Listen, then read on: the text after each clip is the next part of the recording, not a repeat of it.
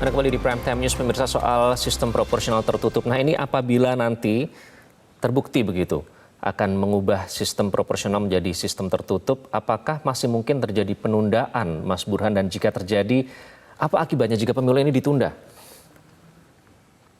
Memang muncul banyak isu ya atau gosip di tingkat elit berkaitan dengan proses uji materi sistem pemilu di MK. Salah satunya adalah karena banyak penolakan dari partai-partai, ada 8 fraksi di DPR yang menolak karena alasan sistem proporsional terbuka sudah berjalan, kereta sudah berjalan untuk 2024. Ada gosip yang mengatakan MK mengambil keputusan untuk sistem proporsional tertutup, tetapi perlu waktu 3 tahun bagi proses penerapan sistem proporsional tertutup. Nah, artinya ada penundaan pemilu karena proporsional tertutup ditetapkan bukan di 2024, tetapi 3 tahun setelah 2024. Ada isu itu, meskipun, dan menurut saya gosip ini mudah sekali dipatahkan. Kenapa? Karena MK mengambil keputusan untuk menerima uji materi dan menerapkan sistem proporsional terbuka penuh itu 3 bulan jelang 2009. Nah, logikanya kalau pakai sistem proporsional terbuka penuh yang lebih kompleks, kan ada nama caleg di dalam kertas suara, MK mampu menerapkan 3 bulan sebelum pemilu. Masa untuk proporsional tertutup yang harusnya lebih mudah karena hanya gambar dan logo partai perlu 3 tahun untuk penerapan proporsional tertutup. Nah, ini yang pertama. Isu yang kedua itu hybrid. Nah, hybrid ini ada gosip lagi-lagi yang mengatakan, ini gosip antar elit ketua umum partai ini ya, saya dengar langsung, MK katanya akan memutuskan sistem proporsional tertutup dan terbuka, tetapi beda level legislatifnya. Untuk DPR RI itu pakai sistem proporsional tertutup, sementara untuk pemilu legislatif DPR di provinsi dan kabupaten kota tetap pakai proporsional terbuka. Nah, pertanyaannya, kok MK mengambil keputusan, kalau ini benar ya, itu seperti cari win-win solution begitu. Menurut saya itu bukan tugas MK, itu Tapi itu tugas bukan tugas politisi atau untuk kewenangan ya. mencari Baik, titik temu saya ingin ya, ke Bang antar Denny. Bang Denny, keputusan jika yang saling bertentangan hasil tadi. survei dari Mas Burhan itu menunjukkan bahwa memang mayoritas masyarakat itu menghendaki proporsional terbuka.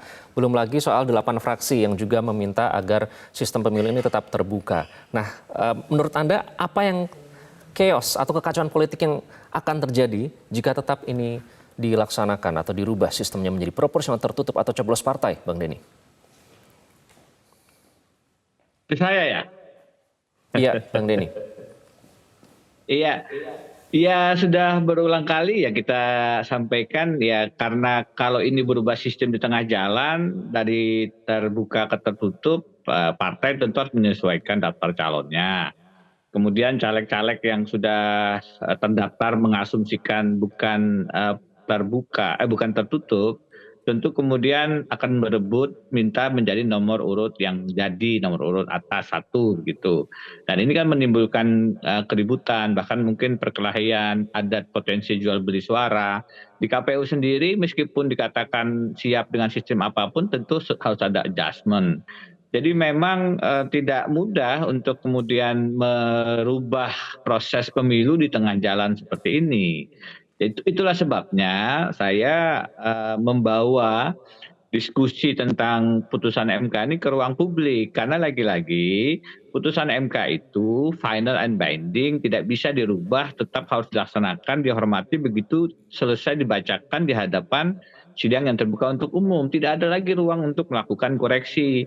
Nah, ruang untuk melakukan koreksi atau masukan atau memberikan input tidak hanya di dalam persidangan menurut saya, tapi juga di luar persidangan melalui proses ada semacam apa yang kami lakukan ini, membawa ke ruang publik, didiskusi di ruang publik, sehingga kemudian hakim-hakim MK juga mendapatkan rasa harapan aspirasi publiknya seperti apa. Nah, itu tinggal sebelum putusan dibacakan. Karena itu kalau tadi Mas Burhan mengatakan ada beberapa kemungkinan, saya sudah menyampaikan dalam tanda kutip bocoran ya, bahwa ada 5 sebenarnya kemungkinan putusan MK itu. Kalau dari sisi teknis ketatanegaraan, 1, putusannya tidak diterima. Itu karena pemohon dianggap tidak punya hak untuk mengajukan gugatan atau permohonan. Itu bisa disebut dengan istilah legal standing. Yang kedua, permohonan ditolak seluruhnya. Dikatakan ini bukan kewenangan daripada Mahkamah Konstitusi, open legal policy. Yang ketiga, permohonan dikabulkan seluruhnya. Tadi ditolak itu berarti tetap sistem tertutup. Tidak diterima juga tetap sistem tertutup. Yang ketiga, ini yang berbahaya karena permohonan dikabulkan semuanya. Artinya kemudian sistem pemilihan umum kita berubah dari proporsional terbuka menjadi proporsional tertutup sebagaimana diminta pemohon dan langsung diterapkan di 2024 atau setelahnya. Yang keempat, sistem campuran. Campurannya itu dalam artian menggabungkan atas sistem proporsional tertutup dengan nomor suara, tapi memperhatikan dengan suara terbanyak juga. Jadi ada mix di situ. Pada angka tertentu suara terbanyak itu yang menjadi calon anggota legislatif yang terpilih. Nah ini pun tergantung apakah diterapkan langsung 2024 atau setelahnya. Yang terakhir, yang kelima, sistem campuran tapi levelnya yang berbeda. Misalnya tertutup di DPR pusat, tapi di DPR daerahnya, provinsi kota diterapkan sistem proporsional terbuka. Nah ini juga yang kelima, alternatif campuran yang bisa diterapkan langsung di 2024 atau setelahnya. Tapi apapun. Itu nanti yang mungkin akan muncul ya. Dan konsekuensi yang juga akan muncul apabila pemilu nanti tertunda. Baik, terima kasih Bang Denny, Mas Burhan sudah bergabung dengan Prime Time News.